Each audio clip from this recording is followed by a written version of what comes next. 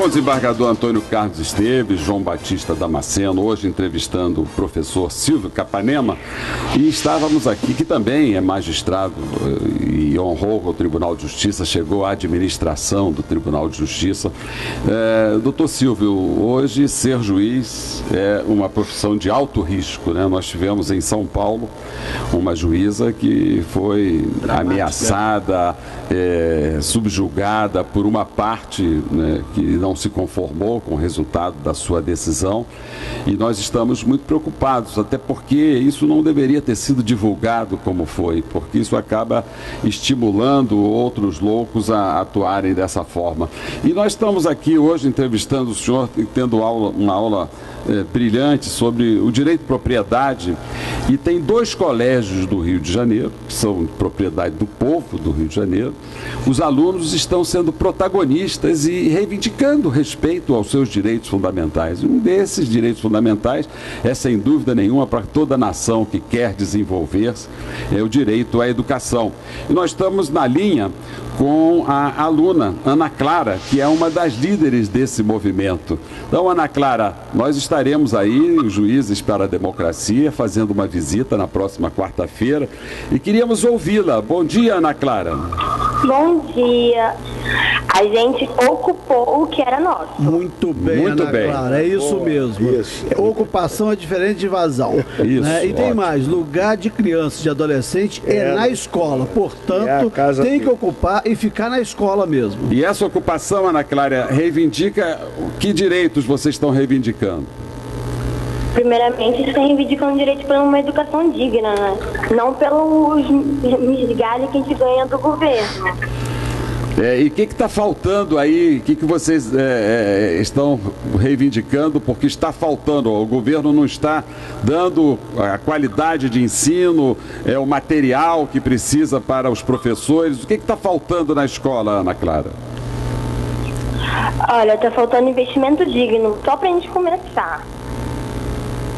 O que tipo de investimento, Ana Clara? O que falta na escola? Quais as condições materiais da escola? Material pedagógico, falta de material de ensino, os salas superlotadas, o salário dos professores, o salário dos inspetores, dos terceirizados. Quantos alunos tem por turma, Ana Clara? Uma média de 50. Muita gente numa sala só, né? Numa sala só. E as salas têm ar-condicionado, as cadeiras são confortáveis, como é que é isso aí? Sim, mas não dão razão.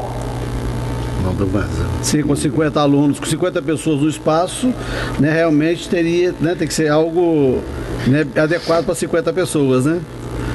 E você... Eu vou passar a palavra para o João Vitor. Ele é um das frentes do nosso movimento. Ele vai poder falar melhor com o senhor. Muito bem, João. Bom dia, João. Os professores estão apoiando essa atuação de ocupar o espaço que lhes pertence, João?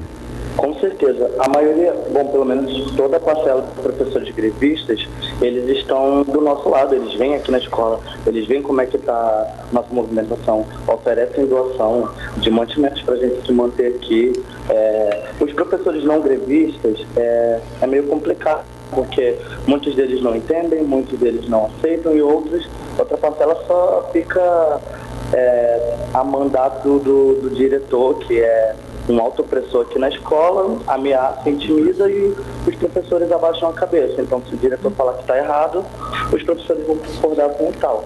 E o que vocês estão precisando aí, João, para apoiar essa ação cidadã que vocês estão promovendo?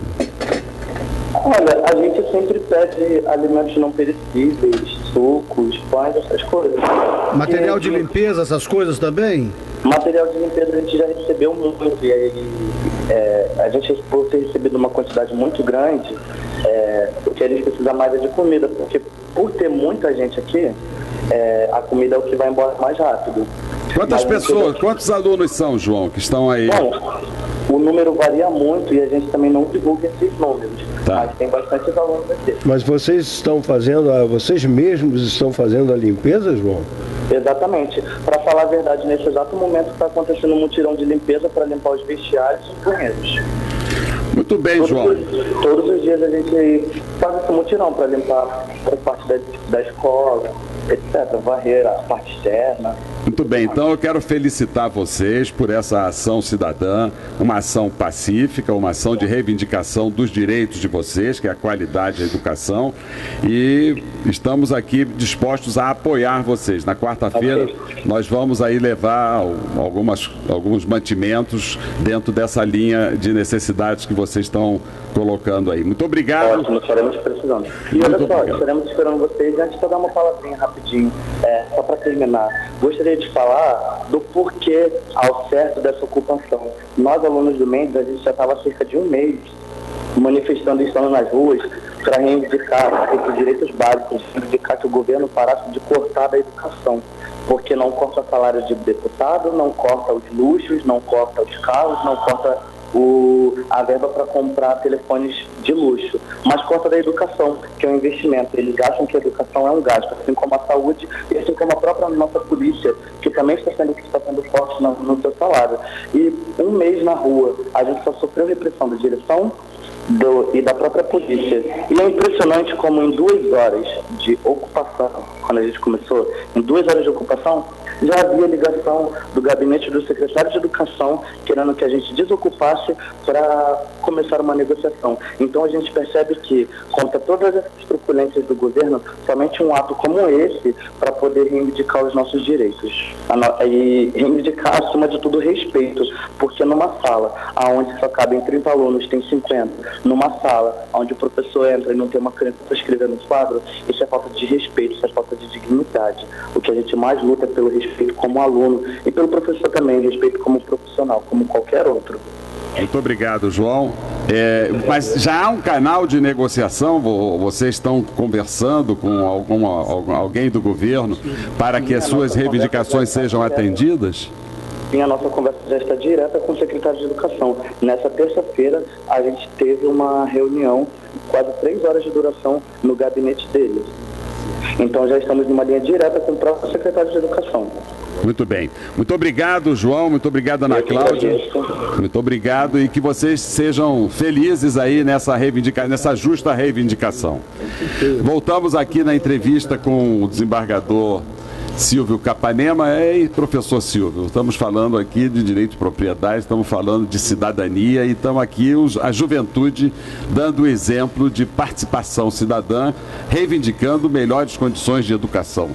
Isso sempre ocorreu. Eu estava comentando com o Damasceno, ele falando, eu me lembrei dos meus tempos de estudante da gloriosa Faculdade Nacional de Direito, onde fui secretário do CACO e onde comandei uma famosa greve dos bondes. Depois eu e o Fabião organizamos uma passeata contra a Inglaterra e a França, contra o bombardeio de Suez. Mas naquela época o foco era diferente, era mais universalizado pela Petrobras, etc. Agora não, eu estou vendo que a luta dos estudantes está muito mais difícil, porque são condições econômicas e materiais para o simples fato de poder estudar.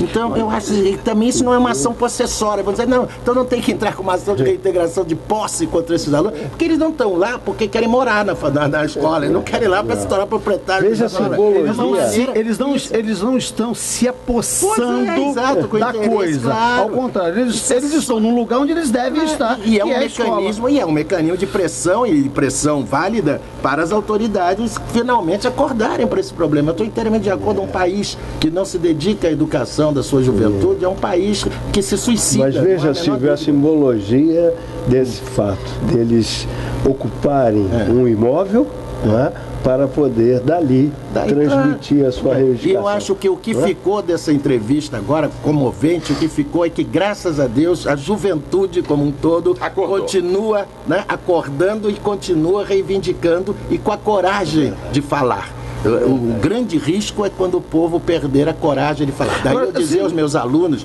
que o advogado é aquele que fala por quem não tem mais voz. O advogado é aquele que estende a mão ao invés de retraí-la. O advogado é aquele, portanto, que consegue ser a voz dos excluídos, a voz dos que não têm mais condição. Mas, Eduardo, eu também quero cumprimentar esse aluno, mas advertindo que não há hipótese de descambar para violência e que essa ocupação deve ser apenas um fator de iniciação e desenvolvimento das negociações com as autoridades. Também podemos incentivar a depredação da escola e assim. Pelo visto, eles estão preservando, inclusive fazendo... Até porque essa linha tênue entre o direito que está sendo reivindicado e o excesso, ela pode ser ultrapassada. O perigo é esse. E aí pede-se na Escola da Magistratura, né, eu faço parte de um fórum de sociologia jurídica. Eu queria te convidar para ir lá um dia falar desta diferença, entre essa ocupação né, do aluno, né, de uma escola onde ele deve estar, onde é o lugar dele, da diferença do esbulho possessório, né, do esbulho, que é para ver se alguns colegas nossos, juízes, aprendendo essa diferença, não admitam ações nesses casos, assim como alguns admitiram, até para os meninos pobres que queriam passear no shopping, deferiram possessória para impedir que alguns meninos pudessem entrar no shopping, como aquele caso dos rolezinhos, né? São meninos pobres sem capacidade de consumo e que queriam o Museu do Índio, né? O Museu do Índio, que eles estavam lá, inclusive, desde 88, né? Os índios, não permanentemente, mas com rotatividade. Mas no caso dos meninos, eles não queriam se apossar de shopping nenhum, eles queriam apenas andar num lugar onde eles não podem costumeiramente andar porque não tem capacidade de consumo. E a forma de protesto era mostrar que eles eram pobres, mas que iam organizadamente e pacificamente nesse templo de consumo que são os shoppings da Zona Sul. E alguns colegas, foram poucos felizmente, deferiram possessórias, né, aos donos dos shoppings para impedir que os meninos pobres pudessem andar nas escadas rolantes, né, desses shoppings. Então acho que eu vou querer te convidar, se houver uma disponibilidade, para a gente poder fazer uma distinção dessas situações e mostrar como, por vezes, o direito é mal aplicado, mal apropriado, né, contra alguns excluídos. Porque você sabe que eu sou fundador da Emerge. Talvez o decano da Emerge. Eu tenho 25 anos de Emerge. Eu peguei a Emerge realmente no seu nascedor. Com Cláudio Viana. Então eu continuo lá. Então, e Fonseca Passo foi me catar. Eu estava no estrangeiro. Olha, nós temos que fazer aqui uns ajeitos no português. Eu dei aula em corredor, porque houve uma época que a Emerge conseguiu algumas salas na UERJ, no Maracanã. Então um dia eu cheguei lá, a sala estava ocupada por alunos da UERJ. Então eu já tinha ido até lá e os alunos já estavam lá e o corredor lá é largo. Aí eu disse, vamos fazer agora, senta aí no chão, e dei aula no corredor da Emerge. E hoje está lá a Emerge, muito bem instalada, com dignidade, né? Um prédio apropriado. Então será um prazer enorme participar. Mas então vamos agendar isso então. Mas eu acho que eu vou pegar a gravação desse programa e já preparar a defesa dos meninos, porque nós temos um brilhante parecer do professor Silvio Capanema, onde não cabe possessória. Depende, eu estou dizendo. Se eles armam lá umas barracas e ficam permanentemente lá. Em linha teórica, doutrinária, claro, não cabe. Não pode impedir que andem pelo shopping. Isso seria uma violência intolerável, até contra a liberdade de dignidade humana. Agora, claro, botou lá uma barraca e quer morar lá, aí evidentemente que não pode. É como você diz, tem que ter um limite, tem que se saber exatamente a linha de essa linha o seu direito, a dignidade, etc. E é ofensa a direito alheio. Isso é que é muitas vezes difícil ao juiz perceber. Exatamente. Professor Silvio Capanema, hoje é dia 1º de abril, dizem que é o dia da mentira, mas nós não mentimos para os nossos ouvintes, nós prometemos um encontro maravilhoso e tanto a primeira parte do programa com o professor Ivanir Santos, como a sua presença aqui honrou este programa Encontro com a Justiça e com certeza os nossos ouvintes estão aí ainda refletindo sobre essas aulas, esses ensinamentos que o senhor sempre brilhantemente transmite para todos nós que somos seus alunos e admiradores e agora também para os ouvintes do Encontro com a Justiça, o microfone para suas despedidas e saudações rubro-negras. Isso é muito importante. Eu costumo dizer em vários congressos que eu compareço e fazem essa protocolar apresentação com alguns títulos, desembargador aposentado, etc. E quando termina eu costumo dizer, eu só lamento que o protocolo não tenha declinado o meu título mais importante, o título de que eu eu mais se orgulho, aí a plateia fez, Já vi essa coisa de flamenguista, quer ver? Eu dou aquele intervalo e digo, eu quero dizer, a plateia, que até dezembro do ano retrasado eu fui o presidente, aí o pessoal ficou olhando assim, cito besta, eu fui o presidente do Conselho Deliberativo do glorioso Clube de Regatas do Flamengo. Então realmente eu agradeço essa referência final do meu título mais importante, né?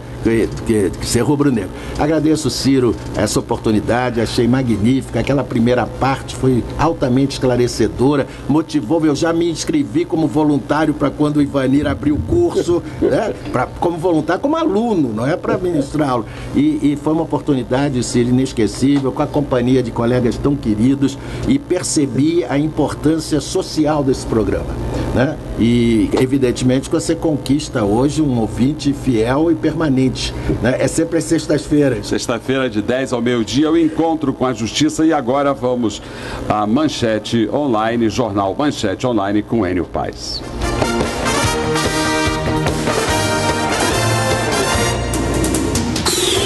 A Rádio Manchete Online apresentou Encontro com a Justiça, com o desembargador Ciro Darlan.